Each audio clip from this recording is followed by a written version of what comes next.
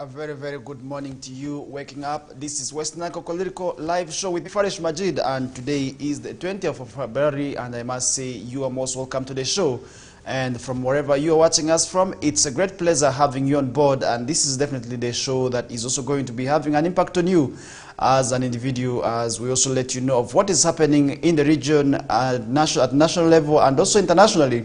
That only happens here each and every Mondays to Fridays, and today is the Tuesday edition, and I'm alone. I'm starting off the show alone, but I expect to be joined by a guest very soon, and when he turns up, that's when we shall be able to also let you know what we are going to be discussing about. But for now, you are really very much welcome from wherever you are watching us from. For those of you who are watching us via Zuku, thank you so much. And those watching us via YouTube, you are as well very much thanked. And not forgetting those also watching us via Facebook. It's always a great pleasure having you on board every mornings, and really it's always good to waking up to us. That is also why we are here to do that when it comes to giving you back information, because really starting off your day from an informed point of view is always the best thing, because somebody may be able to ask you in the due course of the day about certain thing that we might have discussed here.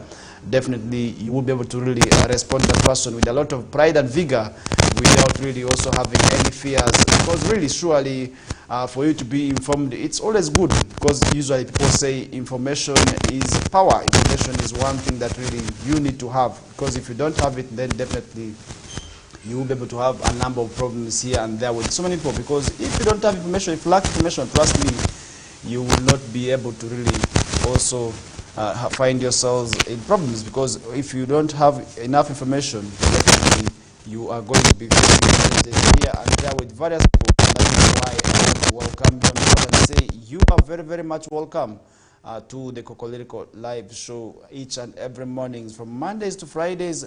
That is from the hour of 7 a.m. to 9 a.m. And remember, you can be part of the show, and you can really also share in your comments via the feedback netting platforms. In case you are watching us via Facebook, you can drop your comment, or maybe your ideas or what you think via the Facebook comment section. And for those of you watching us via YouTube, you can as well do the same on the YouTube comment section. And really, we shall be able to really also read your comment very loudly there. And I must say, yesterday was still a summer mode, but really also did witness the burial of the two very important people from this region who lost their lives. And this is the head teacher of Awara College, Etori, who was actually laid to rest, together with the sister, really, who has been an engineer attached to West Nile Rural Electrification Company Limited, who passed on due to an accident that was in Kafu around about 5:45 a.m. as they were heading to Kampala to pick the results of the senior 4 candidates who had actually just obtained their results, and the school had witnessed also the school's best ever performance. So meaning they were jubilating the first 7 first graders the school has ever registered. But unfortunately, the jubilation was cut short by the shocking death of the head teacher. So I must say, it is really quite shocking there. But really, we pray for their souls to continue resting in eternal peace. And yesterday, we did witness so many dignitaries from across the entire West Nile sub-region gathering in the two places to really also see to it that they offer that is proper guidance to this. They offer their final prayers, and then they also do their final rites to see to it that they do a decent center for these two who lost their lives due to a motor accident. And really, yesterday, Flavia was laid to rest at Ochiba. Then the body of Letaro Lilian Dracua was taken to her home, that is Nediofe Wanyapa, and on behalf of the family members actually came out and really thank God, and we pray to also see to that their souls rest in eternal peace. And that means that really the vehicles that we move in, we continue to pray for our loved ones to be very safe on these roads here, because we do not know when an accident is going to really happen, because usually they say an accident is something that is unexpected. And really moving away from that, now we have so many other issues to discuss about.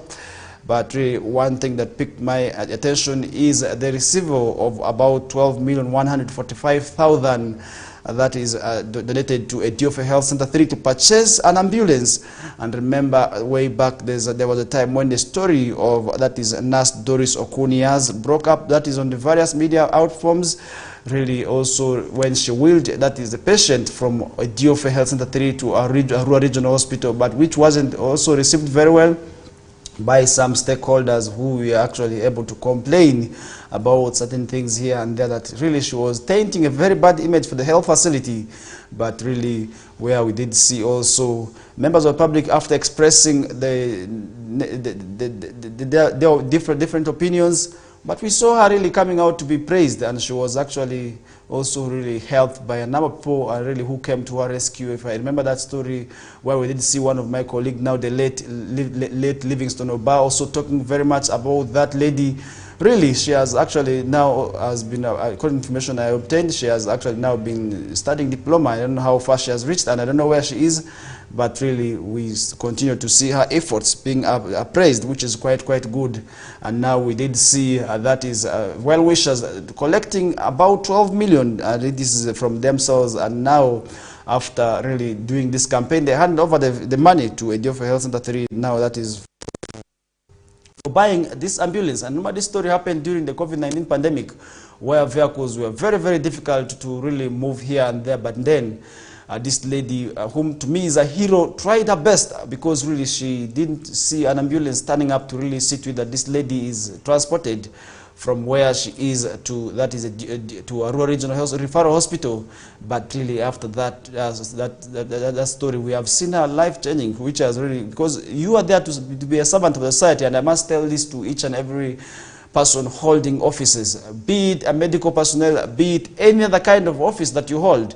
You are holding it for the benefit of the society. So make sure that you have an impact in society, because really if you do not have an impact in society, then definitely you are going to be excluded. That's when you're going to be having problems with society. And really when something bad happens to you, the society will be able to really jubilate here and there. But really if you have been good to them, trust me, when something bad happens to you, they will always really be very bad from you. And really if you look at the distance, this lady was able to wheel this patient from Ediofo Health Center 3 to a rural regional referral hospital. It's about 2 kilometers. You can just imagine with the climbing lane, and really because this place is a bit hilly. Ediofo is one of the hills that we have in a rural city, and she was able to have the courage of wheeling this patient all the way from Ediofo Health Center 3 to a rural regional referral hospital, which was really quite heroic there. And really that is something that we also really praise her for, and we have to continue praising her for that good effort there. And that is something that really I must also really encourage each and every nurse out there, because really we have over time had challenges with the nurses, really when they continue doing certain things here and there. So that is why we have been having challenges. Really the mothers who have always been complaining, if you really interact with our mothers who go to some of these health facilities for these health services, for instance maternity, you realize that there is a lot of challenges that they go through. There is a lot of complaints that these people raise.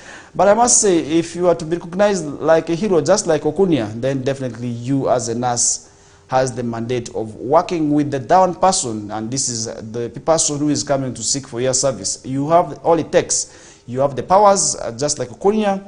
If the facilities are lacking the equipment, maybe lacking also the necessary drugs, you can sacrifice, because really she sacrificed, and that is how she's been recognized today. And more blessings keep following her, and I really believe she's still going very far. So this is my humble appeal to the nurses, maybe to the other medical personnel also out there, to also really ensure that really they do service to these people, because really once you have been given those offices, one thing that you promise yourselves is that you promise to work for the common good, and that is for the benefit of the common person. And really that is how you are also expected to continue living your life. So that is one thing I must also really echo out to the medical personnel out there, be it a nurse, be it a doctor, it doesn't matter. But really once you are there to really also see that you provide health services, and then definitely you have to have that human heart, because we really, even the religious books say it out, that once you save a life, it's as if you have saved the whole of mankind. That is one of the verses that is also I've known in the religious books. So I think that is one thing I must also really say it out. You are there for the common good of God. You have been given that chance, because really God also called you to be a servant. So if you're a servant, then definitely you need to ensure that you work with everybody. So that is how at the end of the day you will be able to be recognized like Okunia. So moving away from that story now, police have confirmed the arrest of a fugitive Allied Democratic Force Ramant who escaped from that is the neighboring Democratic Republic of Congo and started living in Uganda. That is something that we are seeing here. That means that the country that we are still in is still grappling with challenges of insecurity. That means that we have to be vigilant, because really vigilance is the way to go. Because if you're not vigilant enough, definitely then you are going to be facing challenges of terrorism. You are going to be facing challenges of people coming to really trying to come and threaten the security that you have. So I think for us to avoid certain of these insecurity cases, we have to work together as stakeholders, as people, as common people, even to the grassroots. You have to really report suspected cases of criminals. So I think if you are suspecting somebody is engaged in criminal and you do not understand about their whereabouts, report the nearest LC1. Really, the LC1 also does not have to keep quiet, has to forward this information to the police so that a proper investigation is carried out. Really, with that, we are going to be witnessing issues of insecurity being reduced here and there. And now police spokesperson Fred Enanga says the suspect, identified as Abdurazak Bahati, was arrested last week by police in Rwenzori East and Mpondwe, that is in Kasese district. So the suspect is a 28-year-old and really who has sneaked from Tondoli in Democratic Republic of Congo and entered into Uganda. That is what we got yesterday. This is the information we got yesterday from the police spokesperson Fred Enanga. So I think that is something that we are seeing, and according to information from police, he was part of the group that entered Uganda in November 2023 through Toroko district. So I think that is something that we are yet following up on. Just like the ADF, we still have cases of suspected criminal cases within the city. Really, if you are suspecting maybe somebody could be involved in criminal activities, you have the mandate, you have the right to report so that investigation is carried out, because really you may not be able to really also understand how dangerous these people can be, really, if you do not also ensure that that happens. Really, if that is not something that you talk about, at the end of the day, we are going to be witnessing challenges of insecurity. Our lives are going to be put in danger. We may, at the end of the day, lose our loved ones, which may not be quite good there. So I want to appeal to each and everybody to ensure that really they report cases of suspected criminals, so that police and other security agencies can carry out their investigations. Because really, if you look at the ADF, they are really terrorizing parts of Uganda, really, and we are not any safe from them. Because really, if you look at what is happening in the western part of this country, that parts of Kasese, parts of Toroko, those parts, really, Bundibuju, they have often been faced by challenges of, that is, the suspected ADF cases, where we have seen schools being attacked, innocent children lost. Really something that is really quite shocking, because really, if we are to avoid maybe such attacks by the ADF, then reporting timely is the way to go. If you really suspect somebody is not right in your area, then report. But really, in most cases, also at times people say these people who are being arrested sometimes are not the rebels, are really, they are arresting innocent people. But how true is this? We are seeing also people complaining that it is the sheikhs who are in most cases arrested as victims maybe of the ADF attacks. But if you remember what the president said during the beginning of the year in his presidential address on security and then ADF, he actually gave out an example of where maybe this ADF started their activities from, which was actually within Uganda here, and after facing that is stiff resistance from the government, that is how they were able to really escape to the neighboring country of Democratic Republic of Congo. He actually said these people have been kept there very long because the previous governments did not allow Uganda Post Defense Forces to really go on and pursue these rebels in the Democratic Republic of Congo. But then with the coming in of, that is, Felix Tshisekedi, there has been some little bit of success registered when it comes to curtailing the issues of ADF and other suspected rebels. And remember, these rebel activities are not only threatening security in Uganda, Rwanda similarly is also facing challenges of these ADF attacks, and Burundi. So I think we are not safe as people of this East African bloc. Definitely we have all it takes to work together if at all we are to address these issues of the ADF. Remember, these issues of ADF, we have also seen nations pinning each other here and there and really suspecting also the other countries for playing a great role in trying to destabilize them. That is why we are seeing challenges really happening here and there. And yesterday we did talk about how Burundi is joining SADC forces in trying to curtail the M23 rebels, which is also another bloc that is really causing a lot of insecurity in these areas. So I think that is something that we have to really ensure that we work towards. If at all, we are going to ensure that we fight and then the ADF attacks. I don't know how best you think we can be able to really also echo our voices, maybe, or echo our feelings, and how best you think the security agencies can come out and address this issue of the ADF. Remember, this is an issue of concern to the security.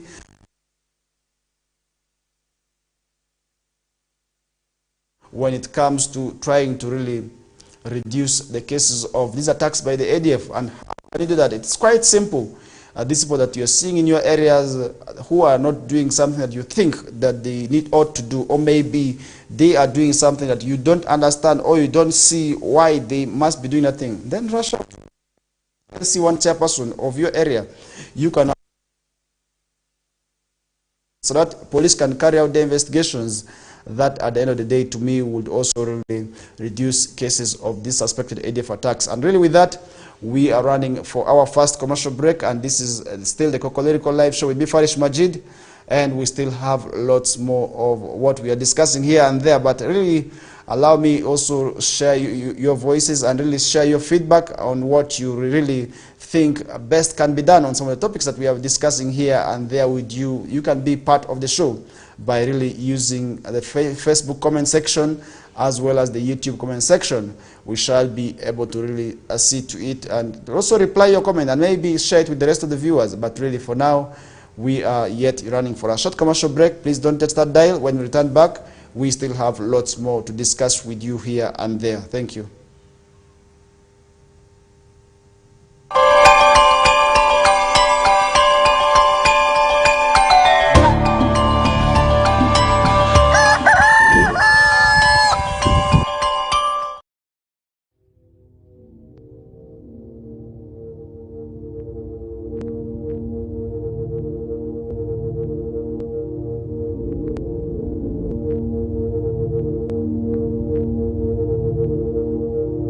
West Nile TV, lighting up the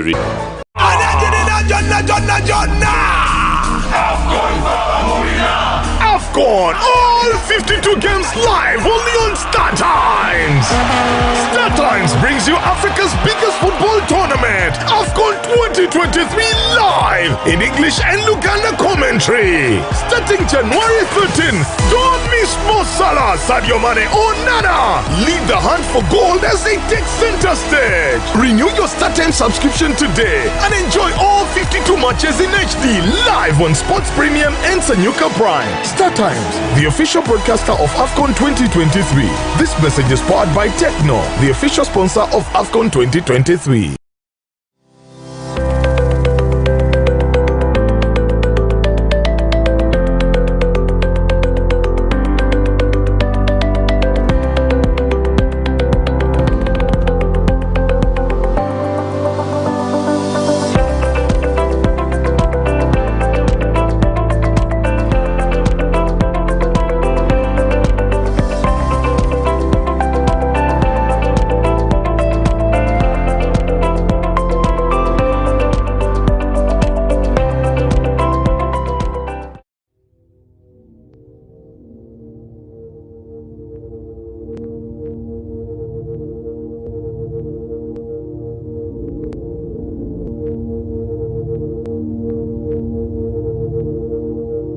West Nile TV, lighting up the region.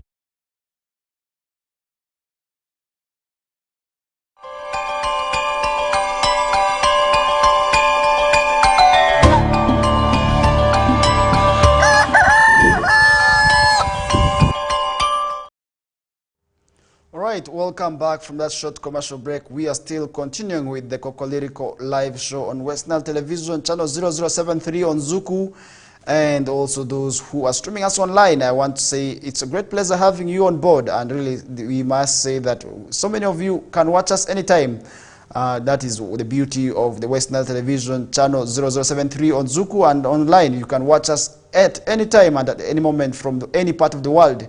I do have people watching us right now all the way in the Middle East. I do have people watching us in Europe and the other parts of the country. Really, you can watch us anytime. All you need to do is just have a phone that is connected to the internet, and it could not be also a phone, it could just be a computer. All you need to have is have access to the internet. That is how you will be able to really watch us freely at any part of the time. Really, that is the beauty when it comes to West Nile Television, and that is how we are still continuing with the Kokoliriko live show, and really where we did go for in the break. We did discuss a lot of pertinent issues here and there, and now we are yet continuing. And as Arua City is developing, the population is still very much low. I do understand that there are so many opportunities that are still coming up on the city, and now there is a plan that really where you have been asked as public, as other stakeholders to work together. That is in relation to the national physical planning, so that you abide by it. So that at the end of the day, that also really helps. That is in achieving, and that is a sustainable development. Really, if you have to look at what is happening in Arua City, the population is still very much low, but now we have acquired the city status. What does this mean? And then I must say, obviously, there's need now for the relevant authorities to ensure that they abide by the National Physical Development Plan that is in plans, so that is in place, so that at the end of the day we attain that is sustainable development. Because really, without that, it is not going to achieve. We are not going to achieve much. And then at the end of the day, that is how we shall not be able to really develop. Really, if you have to look at all these things here, over time, without plans, we have over time had problems. This is why districts have been having problems in terms of borders within themselves, because of failure to plan. And really now, with the plans that were in place, really, which have often been used, that is why issues of boundaries have been often addressed, because referrals have been made to the plans that the British did way back. And really, if the British really did plan for some of these cities, and that is why we are seeing most of these, maybe these big trees along the roads. That is why they're in place, and that is how most of these roads have actually been having these big trees, because the Europeans had plans for these trees. And that means also now there's plan for the city and relevant authorities to ensure that they plan for the city.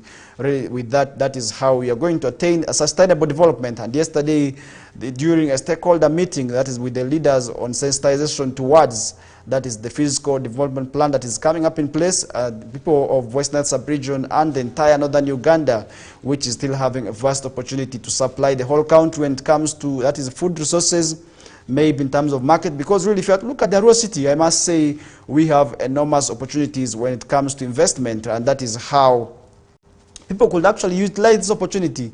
But really, without proper planning, then definitely we may not achieve much, because we're having, that is the Democratic Republic of Congo in the neighborhood.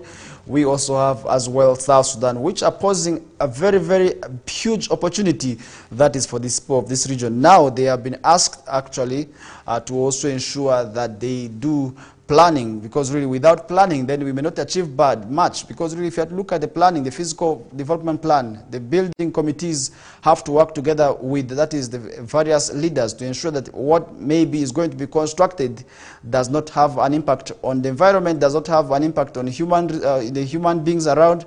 Because really, without that, definitely we are going to be facing challenges of, that is, flooding. Because really, if you look at some of the cities, most of these flooding have been attributed to failure to plan, and that is how this has also not been able to really cause what we are seeing happening to this, maybe some of these cities that we have in these places. So I think for the new cities that have been gazetted, there is need for them to ensure that they develop in plan to what they are really, what is sustainable, such that at the end of the day, we do not witness cases of maybe flooding, we do not witness tendencies of maybe also people facing challenges when it comes to failure to plan. Really, if you fail to plan, then definitely you're going to buy land that is not having proper plan. So that is why people have been advised, if you're going to really buy land in this city, you need to first seek, that is, attention and help of the physical planning committee that is in place, so that you do not buy any land maybe that has been encroached.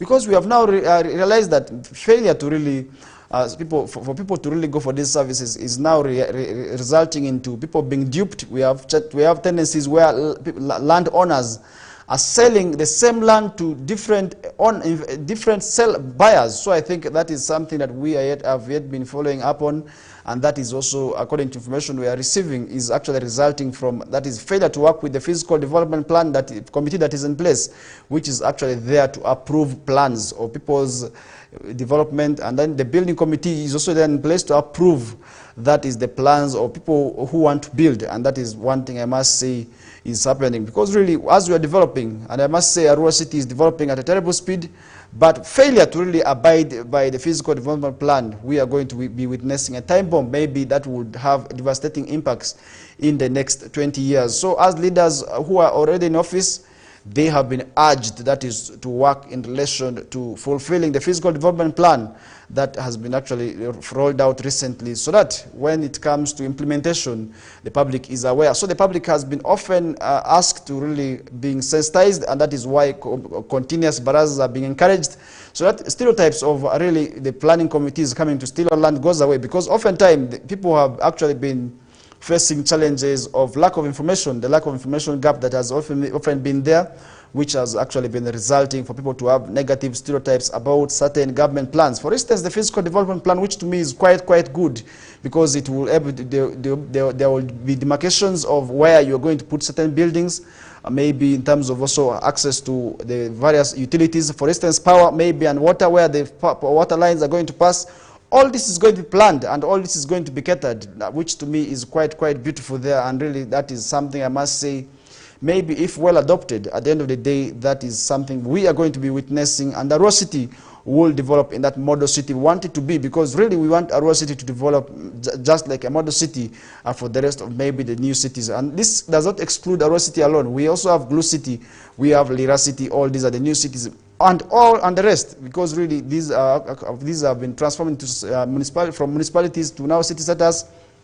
Then there's need for all these cities to ensure that they plan, because once they plan, then this is where the implementation comes in. And now the leaders and those who are actually holding these offices, the technocrats, have been cautioned against corruption, because really, if there's corruption, if people have corrupt tendencies, the beautiful plans that we may want to roll out may not be implemented, because somebody will want to really come with the money and really also give these leaders so that they approve their plans that may not be sustainable enough. So I think for us to attain sustainable development, where we're not going to have challenges in the future when it comes to land boundaries, when we're not going to have challenges of the roads, where we're not going to have challenges of flooding due to that is heavy rains, then definitely there's need for us to plan right now. If you look at, as I said earlier on, some of the cities that we have in this country, their challenges in relation to failure to manage the floods have actually been attributed, that is, to failure that is in physical planning, which has actually resulted negatively. And that is how we are seeing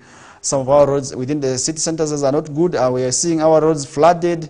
That is something which we may not be able to really also want to see in the next years to come, because really Arua City, as it is developing, that means that several opportunities are now being given out to the city as the neighbors are also developing, because really the city may not be able to accommodate all of us, but then the neighbors also will have to have the opportunities. That is why Arua district also there's also need for them to plan, and just like Arua district, also Madiokolo and the rest, Terego, Maracha, also need to ensure that they plan, because if they have planning, where they are going to see maybe development that is not going to have any negative implications. For instance, if there's an aspect of greening, definitely people are going to really know what it takes, and then what exactly to do to maintain the green forest that is in place. And then if there's any development that's going to be in place, then people exactly know how they will be able to tackle those developments without necessarily tampering the environment and also the greening aspect of the environment. So I think this is quite good, and there's need for us to now embrace this as leaders. We need to go back to the society and explain to them. And I also want to caution the politicians looking for cheap popularity. Most of the times, the resistance which has been met by the committee, that is in terms of the review committee, that in terms of the physical development plan, have actually been facing resistance, that is from the negative information that was passed by some of the political leaders. So I think for those looking for popularity, definitely you have the right mandate to also give the right information to your voters, because at the end of the day, if there's the failure to really ensure that physical planning is attained, then definitely our children or our generation may not run away from the negative repercussions. So I think for us to avoid certain of these things, we need to really ensure now that we talk the right information to the public. We also guide those that we lead very, very well, so such that at the end of the day, we are not really hit by the negative challenges in terms when it comes to planning. So I think to really leave that discussion aside, TikToker who abused Kabaka arrested. You really wonder what is happening to the society of today.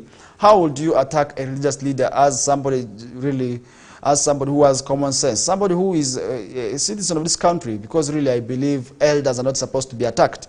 But maybe with the emergence of social media where people are looking for popularity, where people are looking for cheap fame, they can do certain of these things. That is why we are seeing maybe people abusing each other. We have seen people actually coming out to abuse the president, which is very, very bad. We saw scenarios where people announced the death of the president, which was really quite bad. People misuse social media very a lot. That is why there is need for regulation of social media, and that is why the Computer Misuse Act, which to be, if it is fully implemented, people of such caliber can be dealt with very, very accordingly there. Because really, you are looking at now this 27-year-old who has been arrested by police for posting a video of himself recorded abusing the Kabaka, which is quite bad. Because really, look at what kind of relationship are you creating with the subjects. Because really, if you look at the Kabaka, he is very, very much respected by his subjects. These are the Baganda. Now you abusing such a person, really, where are you from? How are you going to really ensure that you deal with this issue of insulting the Kabaka? Really, that is something I must also really encourage and caution the young people against really engaging in such practices, really, because you're looking for fame. And TikTok really also needs to ensure that such people are really thrown out, because if there's any provision for them to regulate such content from going out, that to me would be quite good. But now where we are seeing social media where people want to really express themselves, everywhere everybody is a journalist, that is why I must say it is very, very bad, because we have often seen tendencies of misinformation coming out on social media. We have seen disinformation. We have also seen several attacks that have been levied via social media. So I think there's need for them to regulate this, such that at the end of the day, these cases of people actually taking the laws into their hands are avoided. And now police spokesperson Fred Enanga said the Directorate of, that is Crime Intelligence, picked Ibrahim, that is Musana, a resident of Kauga in Mukono, after video clips of him abusing the Kabaka of Buganda and Katikiro Charles Maiga went viral via social media. So I think that is something that we are still following up on. And last week, social media was awash with videos of Musana abusing the Kabaka and Buganda. So the videos that went viral, especially on TikTok, we are condemned by the public. And according to Enanga, following arrest by Crime Intelligence, Musana was handed over to the Crime Investigation Directorate, where detectives are now processing him on videos of various charges of misuse of social media, hate speech, offensive communication, and incitement of violence. And this is why I must say you need to really ensure that you do not do certain things that may have negative backlash on you. So I think to avoid certain of these things, for those who are using these various social media platforms, I'm not really also saying that you are doing very bad. Maybe you are just misusing this thing. And for me, the challenge is that people who give attention to such people, you are the ones really promoting certain of these things. We have seen people becoming celebrities via social media for posting nude photos. Really, it is quite bad. Recently, we did see a young girl really also coming out, and the video was trending. As people really wanted to know who she is, and really you wonder what's wrong with society. And really you see people actually praising such people, and you wonder what kind of society that we are having today, because really somebody is becoming famous just because of these bad things. And then we are giving grounds for this people, which to me is the problem. So I think those who are giving listening ears for these people is where the problem is coming from. Because if we criticize them there and then, we will see them actually desisting from such practices. And then at the end of the day, tendencies of people attacking each other, maybe inciting violence, spreading hate speech, which is against the law, are really prevented. So I think that is something I also want to really echo out my voice on and say, as young people, let's use the right channels, let's use the right means to see to that we attain maybe the goals that we want, such that at the end of the day, we are not caught up by the law. So I think there's need for him to be brought to book, such that at the end of the day, such maybe would-be perpetrators can also really desist from such practices, because really you who is intending to use the same strategy of becoming famous, because really people look for different ways to really ensure that they spread this content, which to me is quite bogusly. So I think that is why I must say as young people, we need to desist from certain of these practices, because really you are now going to prison and you do not know how and who exactly you're going to be meeting in prison there, and you're going to meet the Baganda who may already have this information that you abused their king.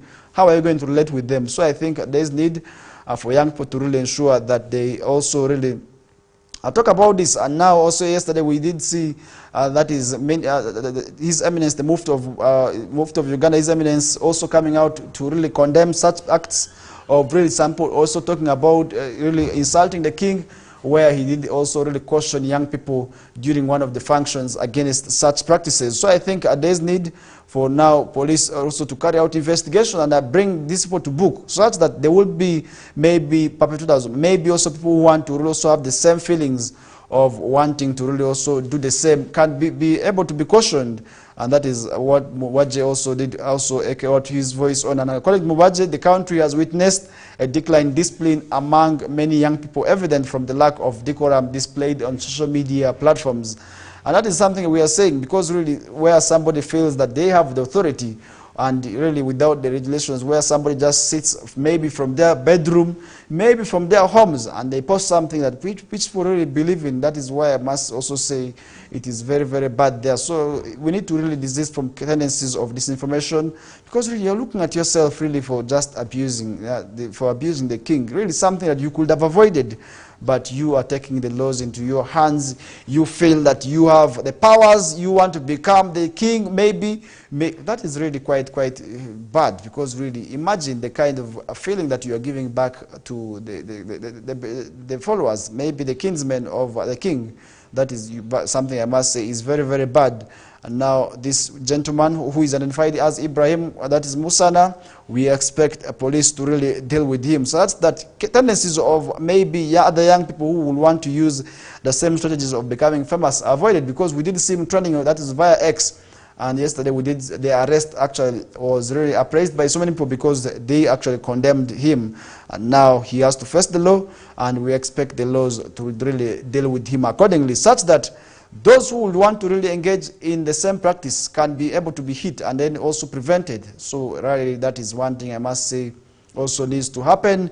We expect now justice to be brought to the king, because really this man actually defamed the king, and really he caused that is depression to the king. Really, you are abusing the king and you're making the subjects feel very, very bad, which to me is very, very wrong. So I think there's need for now the leaders now to work together. We expect the security leaders to work with the cultural leaders. Also, we expect the leaders from Buganda to really also come out and issue punishment to this young man, such that he is given a last strong, stringent warning, such that at the end of the day he does not engage himself in such a practice again. And now moving away from that, government failure to enforce fees regulations, rules, parents stuck. That is something that we are also seeing here. And really, as children are returning back to school, we are also seeing the learners reporting for the senior one in their various choices of schools that they maybe wanted to go to, or maybe where their parents wanted their children to go to. But really, the hike in fees, more so those under private schools, where we are seeing them paying a lot of monies. Some people had actually called for proposals for government to really ensure that their regulations for fees payment, really, so that if people are to pay fees, let the fees payments be uniform, such that at the end of the day, there's need for really uniformity, because really that is putting many parents out of the maybe where they want their children to go to. It's also forcing some of the learners from going to their schools of dreams. So I think that is something also we are seeing here, and parents who had hoped for government intervention on their own for it after a match that the Ministry of Education has failed to implement guidelines to arrest exorbitant school fees. So really that is something we're also seeing here. And Dr. Joyce Moriku Kaduchu, the Junior Education and Sports Minister, was at loss of words on Wednesday after legislators pressed her to name schools that have been sanctioned for high charges contrary to the guidelines. The government in 2018 circulated guidelines that public and private schools have to follow them when citing, that is, fees, while the guidelines don't really put a cap, authorized increments, and limit school requirements that are now known. So I think this is something that we are yet seeing, also following up on. If at all the schools would have uniform fees, that would really be quite good. Maybe if there's any increment schools are supposed to make, they need to really also notify government first, and then they abide by the rules and regulations that are in place, such that the exorbitant fees charges that we are seeing right now, because if you have to really look at some of the schools now, they are paying 3.5. We have schools paying more than 4 million. We have schools paying more than 2.5. And really, this is going to put out that ordinary parent who would wish also to have that good education for their children, really, to go to these schools. It's putting them off. So I think for those who had hopes that maybe if government is to make these regulations at this period where children are returning back to school, that will be quite good for them. But now, to their dismay, this may not happen this year, because really, we have now seen that government is not going to be doing that. And Dr. Kokoliriko attributed the failure to implement the aforementioned guidelines to the gaps in the law. So I think there's need for the education law maybe to really also come back and abide by this, so that these ordinances maybe need to be passed also. Maybe if Parliament can pass these bylaws, so that these schools that are increasing fees each and every time without notifying parents can be avoided and really also brought to book, so that maybe if the license can be revoked, so that at the end of the day, this also really maybe puts down those who would want to increase fees without notifying the parents, without notifying the other stakeholders, are avoided. Because really, if you look at all these issues of school fees, I must say paying fees is not easy. But then where you are also, as school directors, asking for these parents to pay for more fees, and really it is quite bad, because it is going to, first of all, limit these children from going to schools that they want to go to. And with this kind of a new curriculum where it is very much competence-based, I don't know how they will be able to be assessed. But I must say it is really becoming very difficult, because I do understand that really with this new curriculum, transferring from one school to another is not an easy thing, really, because the assessment is continuous. And really, if you have to really, unlike the other old curriculum where you just had to carry your report, if you feel, maybe if your parents feel that they may not be able to really afford the fees of senior 1 in another school, they will transfer in senior 2. Or maybe if they feel the senior 2, the fees of senior 3 is too much for them, they will transfer you to study senior 3 in another school. Really, with this kind of regulations, when it comes to fees, it is really something that is going to become very difficult for them. And Deputy Attorney General Jackson Kafuzi asked for more time to fully understand the laws before giving further guidelines. And really, Education for All Uganda, which runs a liberalized economy, has a law that education pre-primary, that is a law that is for pre-primary, primary and post-primary, and that is the act that was passed in 2008 that empowers minister to really do and pass statutory instrument to regulate regulate fees payment. So I think that is something that we are yet following up, and we are yet seeing also here, and that is something we need to really also ensure that we abide by. So I think Ms. Fiona Wall-Nabasa, the former president of the Uganda Law Society, said even if liberalized economies, while the government may not set a specific price, regulation is key to ensure equitable distribution of that is social services and curb excesses. So I think she, however, advised the government to consider underlying these costs, so that at the end of the day, cases of maybe schools increasing their fees are regulated. Because really, if you have to look at these school fees, really some schools are now paying more than 1 million, or maybe more than 2.5. Others have even reached to paying more than 2 million, or 3 or 4.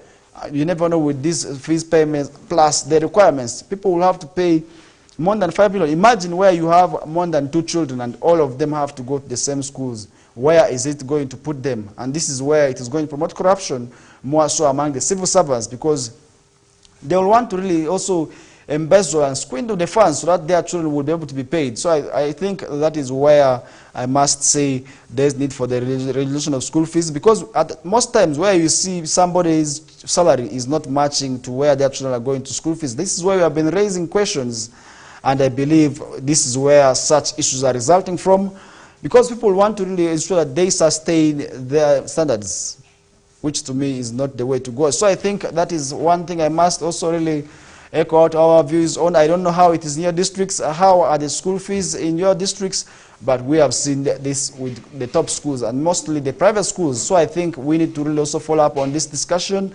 and you can as well share your opinion on what you think the schools need to do and what government needs exactly to do to really prevent these tendencies of people really hiking school fees. Because really hiking fees affects the parents. The burden of this entire drama goes to the parents. It is the parent that is supposed to really ensure that they pay their children it is also their parents to really ensure that they pay these fees. And really with some of the children who want specifically to go to these schools, it becomes very, very difficult, because a child may say, I want to go to school A. And if a parent is to say, I'm taking to school B, that is already trouble. And that is also where we have seen tendencies of domestic violence resulting from, because parents, more so the mother than parents, more so those who have really been torn apart, disagreeing, because really when their family breakaways, the children have to study, and where we are seeing this happening. And I must say, where there is disagreement, it affects really the child at the end of the day, because really it is the parent who takes the whole burden of paying the fees. And really, to put that discussion aside, I don't know how it is in your schools, but really we are putting that discussion to a close. And we still have lots more. This is the Kokoliriko live show on West Nile TV, channel 0073 on Zuku, and also online, where you can be able to stream us anytime, at any moment, and from anywhere. And really, let us first run for a short commercial break, and when we return back, we still have lots more to discuss with you here and there. My name is Farish Majid. Stay tuned.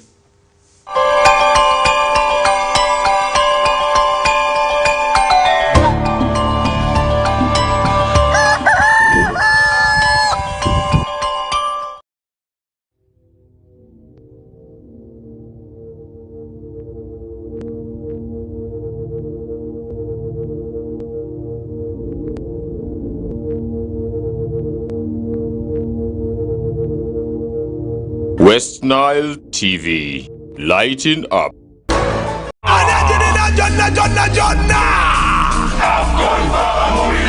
AFCON, all 52 games live only on Star Times. Star Times brings you Africa's biggest football tournament, AFCON 2023 live in English and Luganda commentary. Starting January 13, don't miss Mo Salah, Sadio Mane or Nana. Lead the hunt for gold as they take center stage. Renew your Star Times subscription today and enjoy all 52 matches in HD live on Sports Premium and Sanyuka Prime. Star Times, the official broadcaster of AFCON 2023. This message is powered by Techno, the official sponsor of AFCON 2023.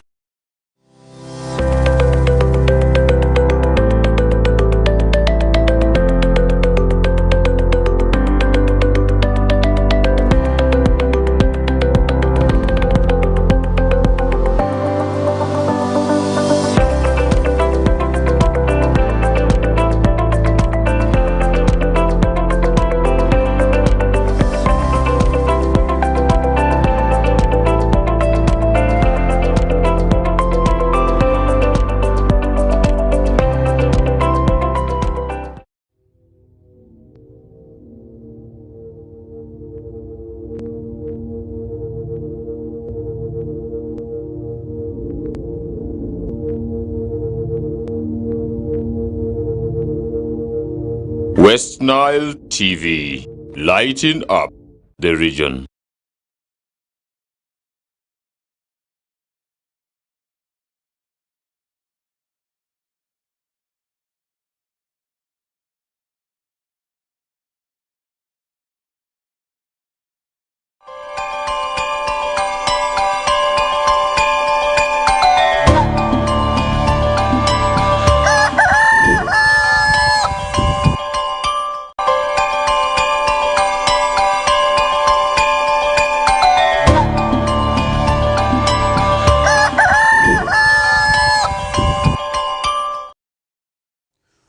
Welcome back from that short commercial break. This is still the Kokoliriko live show with me, Farish Majid, and really at a time where we are seeing the first week of that is school. This is for the senior one learners who have just reported to school, and this is where I must say they are still reporting. We are still seeing so many of them reporting. And yesterday, one of the persons really, I must also really appraise for that is the courage and really ensuring that he gives first grade, that is to Riki Primary, after 17 years. You can really imagine a school that spends 17 years really without a first grade. And now one person, only 14 years of age, that is Asianju Patrick, was able to really beat the odds and identify himself as the only candidate and the first one to really identify himself with the first grade after 17 years of Riki Primary School. And now this boy from a rural background, from a rural setting, all the way from that Riki village there, has now attained himself a spot. that is at one of the top city schools, that is St. Joseph's College Ombachi, one of the top schools in the rural city, courtesy of Aita Joel and the other leaders. He has actually earned himself a scholarship, and really this is going to be running from Senior 1 up to Senior 4, according to information we got. And yesterday he was able to report, and the family members were actually able to accompany him, where he was actually picked by the deputy mayor and now dropped at, that is St. Joseph's College Ombachi, one of the top schools, really I must say. And really I must also really commend, that is the various stakeholders for joining hands and also really granting this boy the opportunity into going, that is into this school that really most of us have often admired. And really, if you have been part, maybe if you have passed through the gates of the school, you will know what I'm talking about, because you will have to be able to really know that I'm talking one of the top schools. And now this boy identified as Sianju after really getting this first grade, after the 17 years of Riki Primary School running without a first grade. And now, after beating the odds, we have seen also God coming to his rescue now, under courtesy of Aita Joel and the other leaders whom we don't know have actually given him scholarship now, that is to study in the school. And oftentimes we have seen Aita Joel doing this quite good job of also really also supporting education sector of this country, not only this region, because I've seen him also interacting with Subi, one of those students who reported to Makerere University with a metallic case, and this actually went viral. I don't know why, because really somebody to report with the metallic case, where is the problem? Because that I was able to afford the metallic case. What if I came with a Gaba bag? Where would be the difference? Because really that is where this boy, actually Subin, who is now a graduate, working now with one of the companies in this country, was able to really graduate from Makerere University after that mockery, maybe after that's his story of reporting to school, that's university, with the metallic case went viral. And now yesterday we did see Aita again also really giving the scholarship, and that is something that we really also need to also improve and also support. And that is why we need to praise each and everybody for joining hands in terms of making this boy's dream realized. And this boy, just young as he is, 14 years now, after getting first grade for the school, definitely which needs to also be appraised, he was able to really report yesterday, that is at St. Joseph's College Ombachi. Now we're expecting to do more, and we're expecting now, because maybe at Riki Primary he was not having everything. Maybe the environment was not good. Maybe he lacked the proper necessities. For instance, he lacked maybe lighting to study. Maybe the teachers were not right. Maybe everything may not be right. But now he has whatever it takes to now excel out brightly. So I think there's need now for him to work extra harder. That is at his next level of education. And now this goes to the parents also. If your child is still home, there's need for you to ensure that you send them back to school now, because as they're reporting, this is the first week for the senior ones to also really report to school. And we are seeing them reporting to school each and every day. This is the week where we expect them to report. And next week, maybe we're expecting now the beginning of serious business, because really there's no time the schools need to waste. And really with this new curriculum, we expect them to actually work harder. And I must say, for the parents whose children are still home, you need to really ensure that you send them back to school timely. And now moving away and putting that discussion to a close, as we still keep on following up on that story, we shall be able to really let you know more about this when it comes tomorrow. And now Kitutu loses bid to block prosecution by IGG. That is one of the another top stories that we are seeing here. The Minister for Karamoja Affairs, Mary Goreti Kitutu, has lost a bid to block his prosecution by the Inspectorate of Government after the anti-corruption, that is called, dismissed application. And Justice Jane Okuo Kajoga ruled on Monday that there is no collision in the two files against Kitutu as she had alleged. So I think that is something we are yet following up on. And that means that the people who really were involved in the Karamoja Iron Sheet scandal is not yet settled. That means that the death for them is still raising high. It has not yet settled. And Kitutu had sought court to stop her prosecution by the IG in regards to misappropriation of Karamoja relief items, citing double jeopardy in the case. So she said the IGG prosecuting her in a case where she is accused of mismanaging iron sheets, really, which are procured with supplementary funds and released to really support Office of the Prime Minister to support the peace building activities in Karamoja sub-region in the financial year of 2021/2022. However, on Monday, the High Court ruled that no evidence has been that is produced to prove that there will be double jeopardy if the IGG continues with her prosecution. So I think that is something that we are yet following up on, and definitely we shall be able to really also let you know of maybe how this ends for them. So I think Kitutu and the rest, their case is still going to be handled in the way it is supposed to be running, amidst maybe claims of her going to be having double jeopardy here and there. But now we are saying court saying that the IGG will continue to investigate. So I think that is something that we are yet following up on, and we shall be able to really let you know also more about this. So I think that is something that we are yet following up on, and really that is something, if we are told we are supposed to be doing that, definitely it will be able to really also ensure that we attain maybe the fight against corruption that we are currently rolling out on. Definitely that is also something that at the end of the day we are going to avoid ourselves from, because corruption has been identified as one of the dangerous vices eating that is a society, and that is something I must also say we need to ensure that we fight, because to fight against corruption, it calls for us to all work together. We are all stakeholders in the fight against that is corruption, because really corruption is one that eats our society very, very badly there, and has negative impacts and devastating impacts on the economy, because really if we do not have tendencies, maybe proper strategies to see to that we fight corruption. And then at the end of the day, we are going to be hit by the corruption tendencies that we are still continuing to witness, because corruption each and every day continues to bite the society, where we are losing a lot of money to corruption. And then there's need really for us to ensure that we work together. And now another story that we are seeing here, UA fails to explain that shillings 368 million tax expenditure.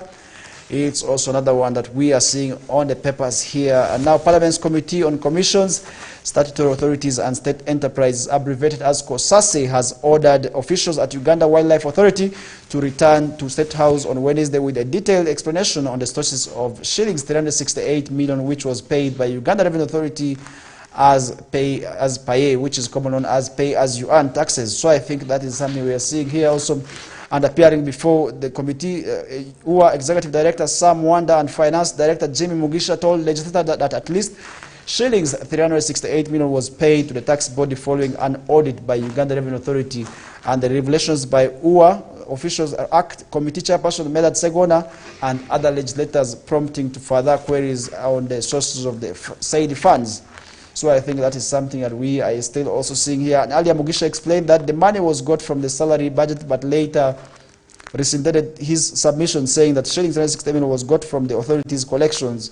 So upon further consistent interrogations on the likely financial implications of the pay from the authorities' offers, that is, Mugisha reversed his statement as he asked for more time to scrutinize the documents before providing a decisive answer on the source of the shillings 368 million. So I think this is something that we are still seeing, and that is where people's expenditures are being investigated. People's monies and how the revenues they get have also need to be investigated, but that is by COSASE, such that tendencies of maybe corruption, which are still talking about, are avoided.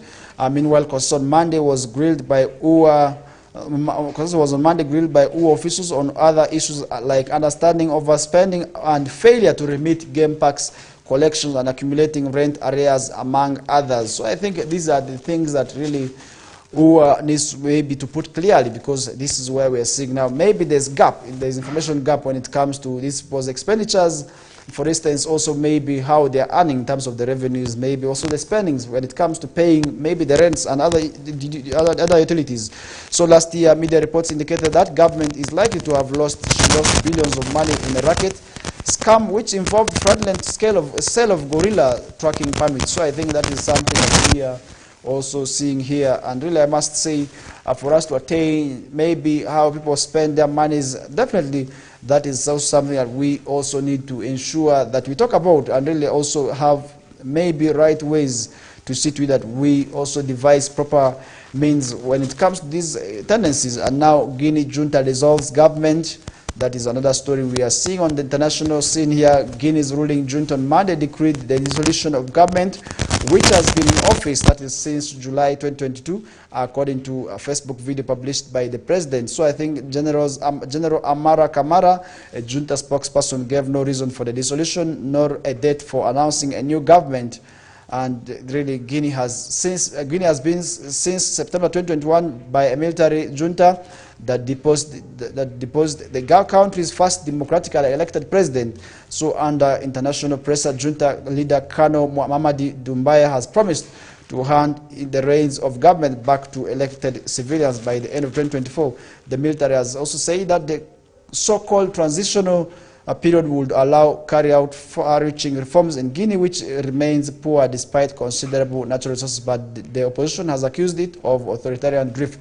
So the West African part of this continent, that is Africa, very much over time has actually been hit by tendencies of insurgencies, and where people are doing coups, people are doing civil wars, really to ensure that they take over power, which has actually brought in and governments which I must say are not democratically elected, which have also really been facing challenges here and there. And the same way as this government have actually been coming in place, it is also the same way they have actually been thrown. So I think that is something we need to really now ensure that we desist from, because really at the end of the day, that is something that is definitely going to really ensure that we also really do not attain certain of these things, because if that is the case, it is also putting really development at large, because people may not be able to believe in that government that is in power. So I think that is something that we also really have to talk about, and we also need to maybe draw challenges when it comes to proper issues. So I think that is something, at the end of the day, if that is well addressed,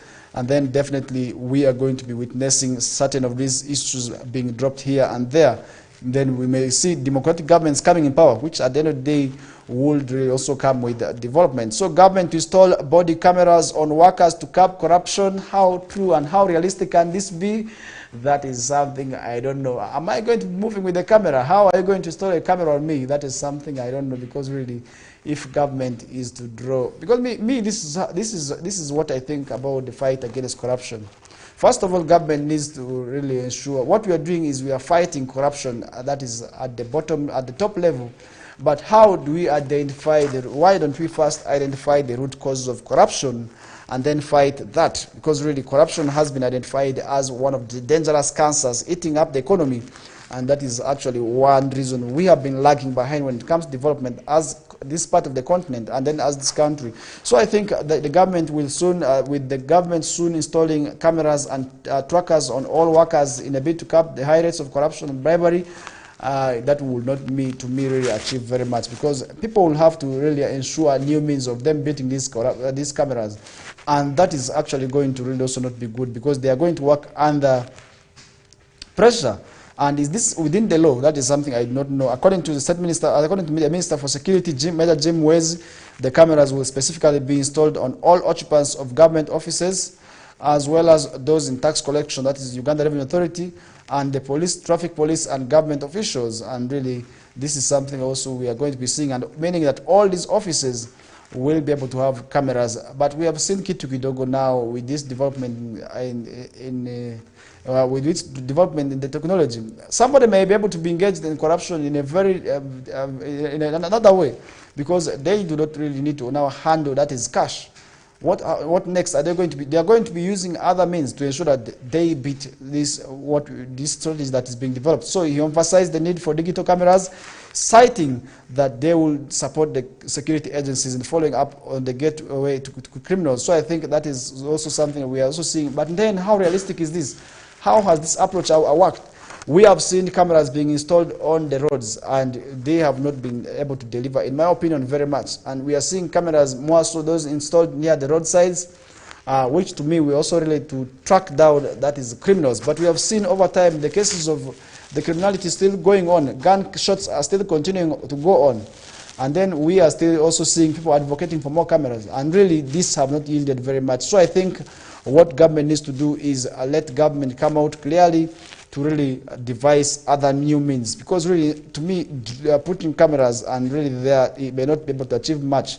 So I think this is something that maybe if government needed to work on towards let government really come out and really devise new means. First of all, let government engage the public on dangers of corruption.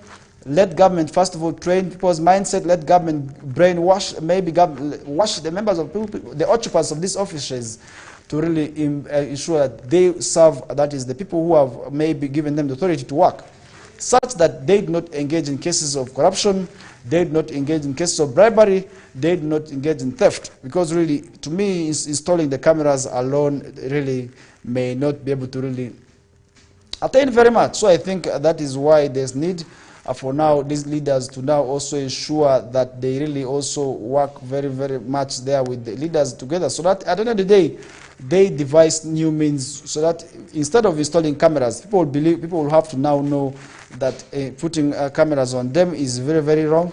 They have to work within their mandate. So I think that is something we are also really also seeing, and we feel we must talk about it. So I think that we are leaving that discussion on our side. Daring Luengo thieves steal from witch doctors' shrines. Really? Where is the world heading to? How do you go and steal from witch doctor?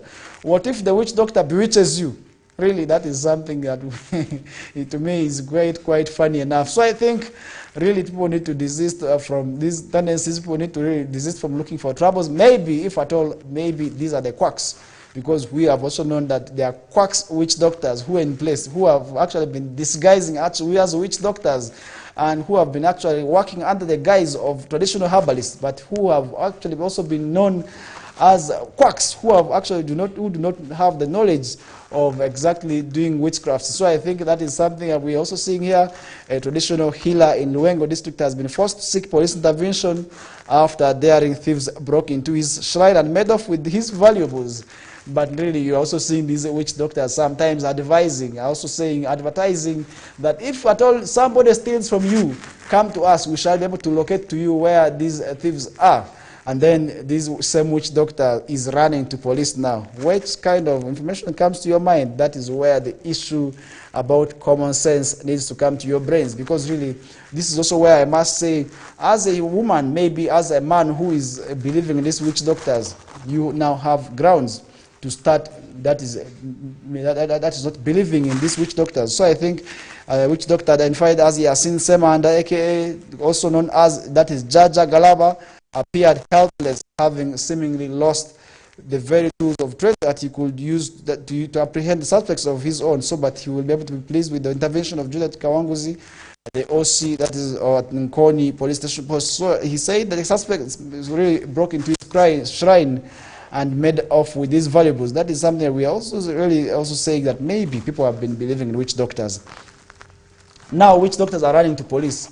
Instead of, when somebody steals your property, instead of really you going to witch doctors, most of these witch doctors, I must tell you, are quacks. People who do not have knowledge, people who are stealing from you because they are thieves. And now, to me, I would say a thief was stolen from a thief. Really, that is why it is very, very much painful there. And I must say, to me, a thief has stolen from a thief, because most of these witch doctors have actually been disguising as herbalists. Most of them have actually been also taking money from people, saying that we are going to give you services on this and that, we are going to be doing this. Really, it is quite bad. So I think the OC Kawanguzi confirmed that the arrest of the suspects and commended the vigilance of residents in reporting suspicious activities. She urged the community to refrain from taking the law into their hands and assured them that the authorities are actively addressing the society, the challenge that is actually hitting the society. So I think that is why the public needs to desist from tendencies of going to witch doctors.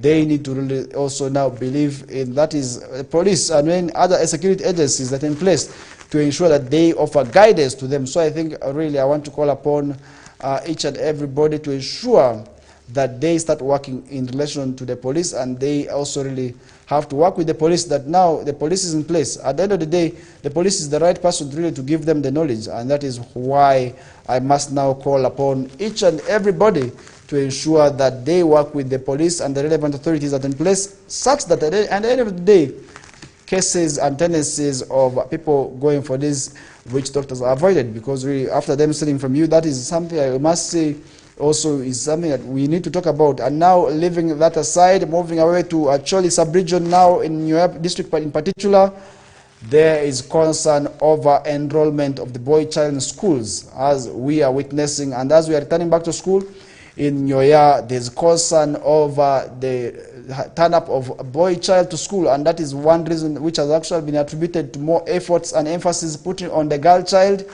and neglecting the boy child, and that is why the boy child is rendered with no option, but rather of sitting, that is at trading centers, also guiding the roads, and that is how they have actually been taken.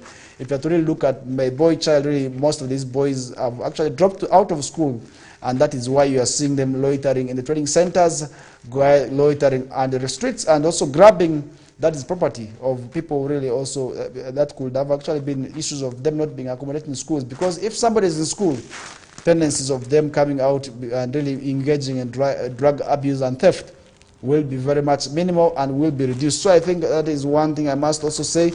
The leaders and the stakeholders in your district are worried about the deteriorating numbers of the boy children enrolled in the district, which is also being witnessed with the low completion rate in the recently released primary living examinations. That is one thing I must say. The boy child, which is very much neglected, there's a lot really.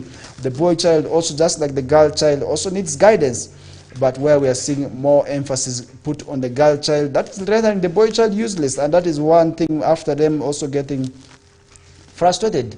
Definitely the boy child ought to move out of school. Really, if you look at all these campaigns that are to keep the children in school, most of them actually target the girl child. We are seeing the girl child this, girl child that, girl child tomorrow this, girl child being given this. And that is, look at all the opportunities really for admission. Even right now, look at the admission to secondary schools. The cutoff points are very much discriminative, and really the girls have been favored more. And that could be the reason, that could be from reasons such as for instance, girl child being very much involved in domestic activities. But boy child also similarly goes through a lot. Really look at the boy child right now, I must say, also goes very much through hell, and they are actually being neglected. You even look at up to the university level, the cutoff points for girls are very much lower than what is for boys. For boys is a bit higher, and I must say this is limiting a lot of challenges. It is also actually putting the boy child at risk of dropping out of school. So I think this is something we are yet following up on, and according to that Philip Orema, the acting district education officer, for the last 2 years the district have been really witnessing a low completion rate among the boy child. Really, that is something that actually said, and this has actually raised concern, where in 2023 over 3,557 boys really sat for primary living exemption, compared to about 3,991. So I think that is number is really quite low, and there's a drop. And where is this drop coming from? And I believe this is not only happening in Nyoya district, but this could be happening in the entire West Nile sub-region, in the entire Lango sub-region, in the entire Choi sub-region, and entirely the entire northern Uganda could be going through this. But really, us not going through this, then definitely that is also really having a negative impact when it comes to people really going through this. I must say there's need now for all the stakeholders to work together, because if that is not the case, definitely this is something that we are going to be witnessing that could also be having a deteriorating impact on the education system, because really if the boy child is left out, then definitely they will be able to be neglected, and the continuous neglect of the boy child is what is causing all this. So I think there is need for all the stakeholders to reunite, and for them to also work together in terms of attaining that is proper progress when it comes to also them attaining education for their children. So I think parents need to work together with the teachers,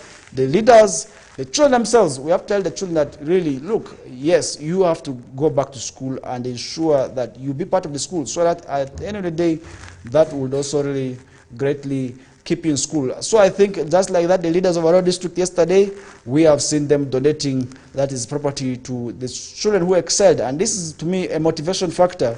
And yesterday we did see the OBs of our Arivo Primary School are really donating and awarding students, pupils who excelled in their last primary living examinations, the examinations. So I think we also did see pupils of Bondo who passed in first grade also doing the same, and the chief guest of function of this function was really Alfred Okwonzi, who also doubles as the LC5 chairman for the district, and he thanked all pupils of the schools for ensuring that they support their pupils who are in these schools. And I must say, as OBs, you are a stakeholder in terms of really wanting to see that your schools perform. If you are an OB or an OG of a school and the school is not performing, you have the question to ask. You have the right to ask yourselves, where is the gap? What is not happening? You have the head teachers, you have the mandate to put the head teachers at task. That is why we have seen most of these schools where the OBs and all students in general are concerned, we have seen them improving on that is the performances, because it puts the teachers at task. And that is how really you see them performing at the end of the day. Really look at what is happening. If I'm to cite an example of the few schools in this sub-region, look at what is happening at Nyapea, St. Aloysius Nyapea. That is where we are seeing the OBs trying their best. Look at what is happening at St. George's College Ombachi. We are seeing the same. More in Vara, we are seeing the OBs really trying, and to see to that they also do the same.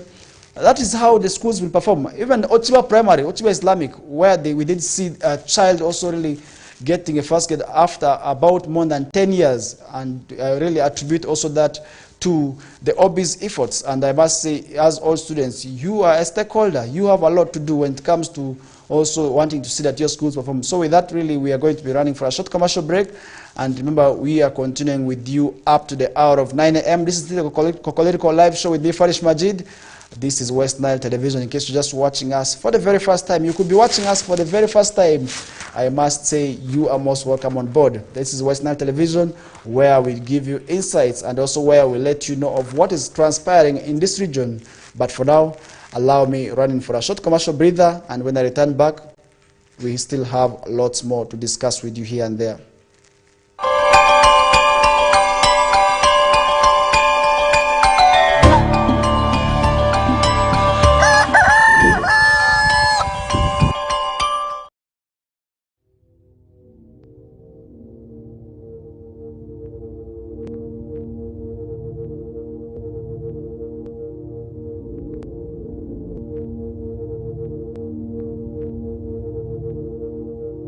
West Nile TV, lighting up.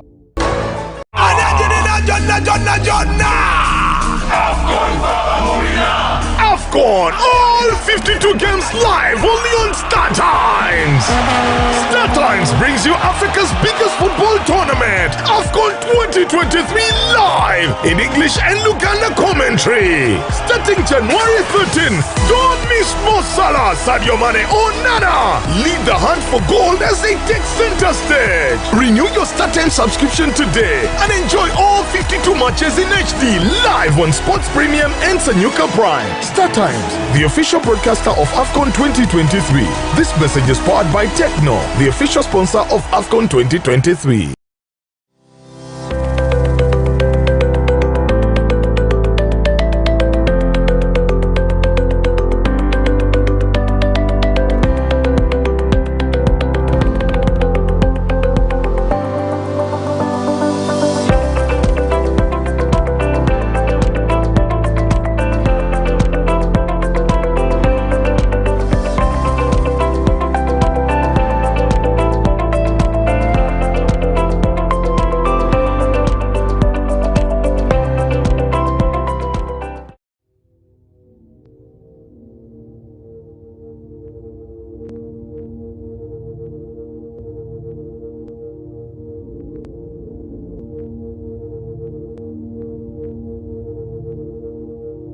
West Nile TV, lighting up the region.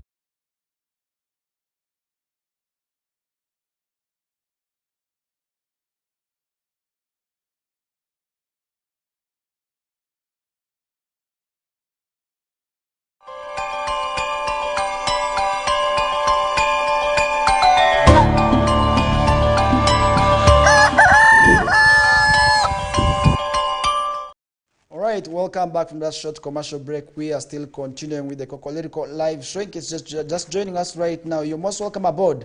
But in a special way, I want to appreciate these people for really sharing their views with us on Facebook. I have Maktum Surundu. Thank you so much. I also do want to appreciate Twaha Wachawaseme. I want to say thank you so much for always being an ardent viewer of the Kokoliriko live show, and not forgetting Shamim K. Manzu also. I want to say thank you so much, my sister. It's been really a very great while, and I don't know how it is in the other part of the world, and I do understand you're out of Uganda, but I hope you're very well wherever you are. And also I do not also want to forget that is Bobbin Ernest Bernardino, and he says he's tapped in, and I want to really say thank you so much. And on YouTube, I also do want to appreciate Asindu Kennedy watching us all the way from Muyenga, and he says he is always watching the Kokoliriko live show, and I want to say thank you also to you for watching us from the other part of the country that is in central Uganda, one of the most developed areas. And I must say this is actually one of the areas that is known for development in this country, that is Muyenga, one of the most developed areas where land is quite expensive, where the cost of living is very much also expensive. And I must say it's always good to really affiliate and associate yourselves with such areas, really, because that is one area. And earlier on we were talking about planning, and if at all maybe areas what we're talking about in this city, areas for instance like San Siro, Ara Primary, Onjivu, if at all we are to develop and transform into like Muyenga, then definitely physical planning committee has to work hand in hand with the rest of the leaders in terms of ensuring this. Because if you look at over time, one thing that people have been saying that the Muyengas of rural city are areas like Anyafio and Vara, and how are we going to sustain and also ensure that we develop like those areas that I'm talking about, then definitely the physical development plan is the way to go, such that really that at the end of the day we attain what we're talking about. Really, that is something I also want to really echo out my voice. And now moving on, journalists kicked out of Army court hearing of the 28 NUP supporters court hearing bail, and that is something we're also seeing on the papers.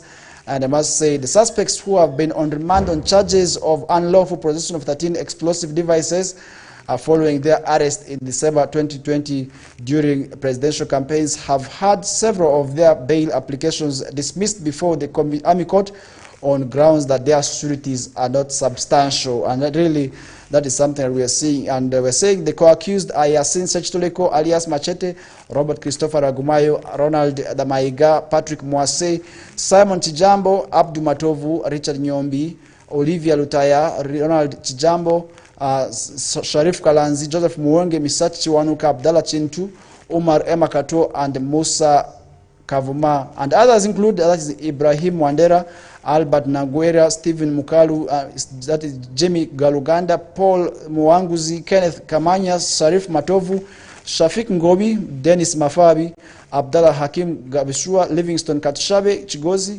Shuaib Katabi, Obalai Siraji, and Mudebo, among others. A bail have been denied for them, and that is something that we are also really seeing have actually not been well with them. And now journalists have been bad, really, I think I want to also say that oftentimes we as journalists have been bad from certain of these meetings. Now the process of what goes inside are left out, and really I believe access to information is something that needs to be respected, and that is why journalists need to be not to be bad out of certain of these hearings. But you really witness, and this is quite common with security meetings.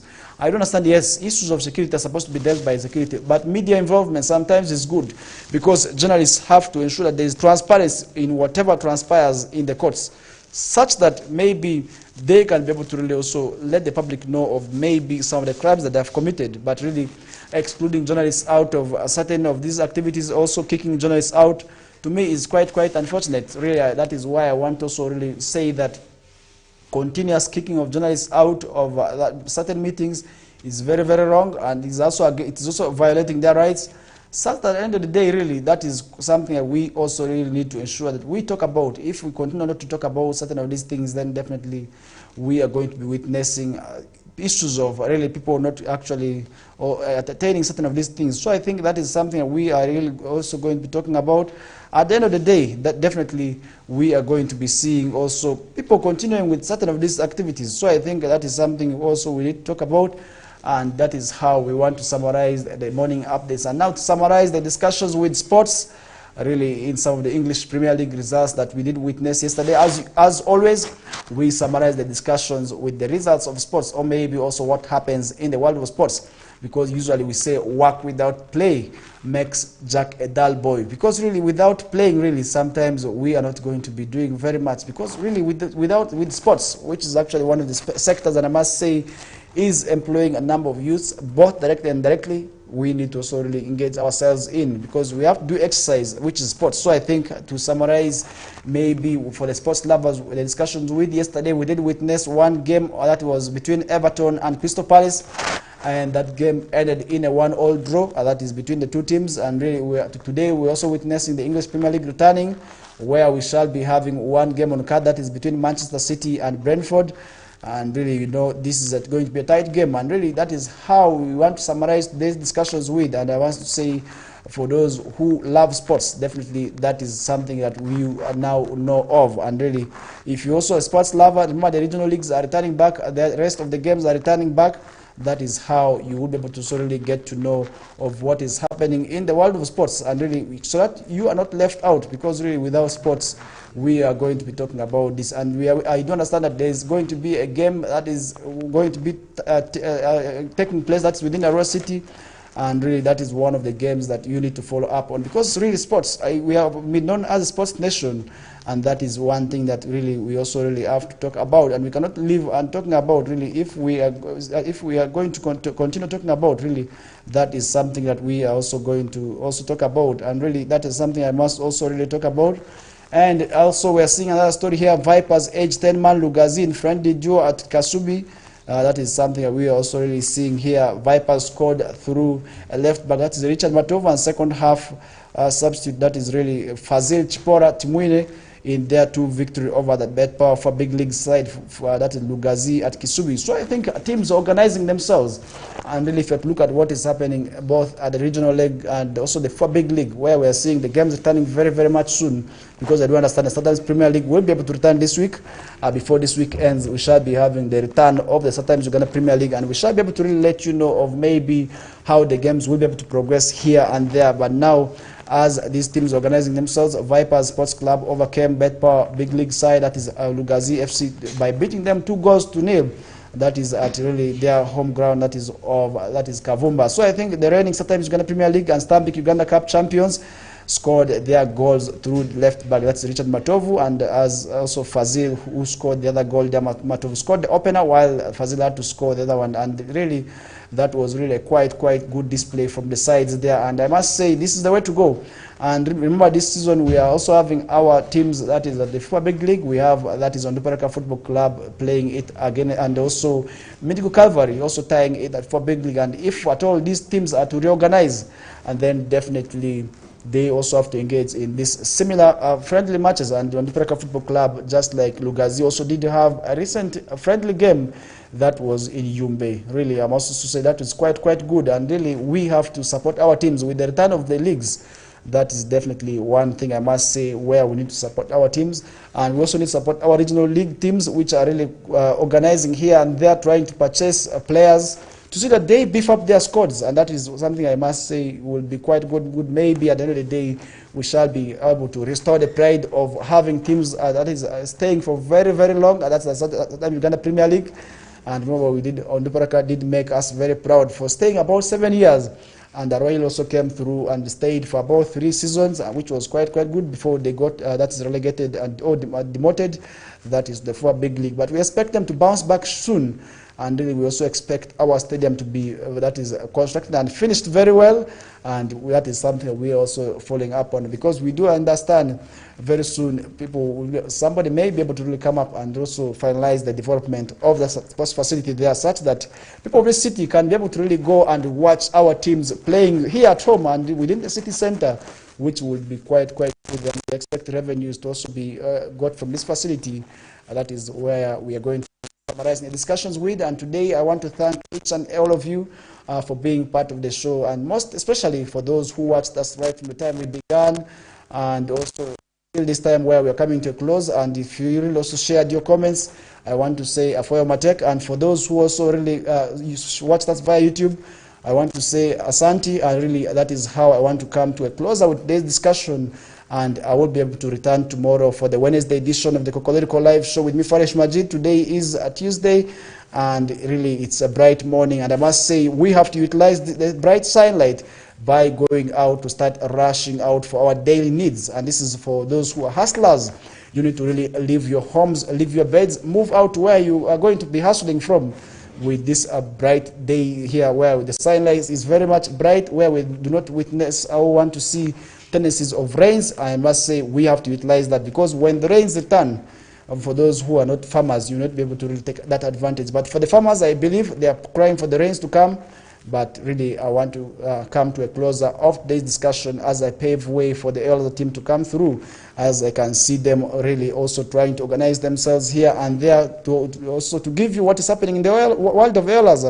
That is how I want to really also come to a close. And for me to you, have yourselves a very good day, as we shall be able to be returning tomorrow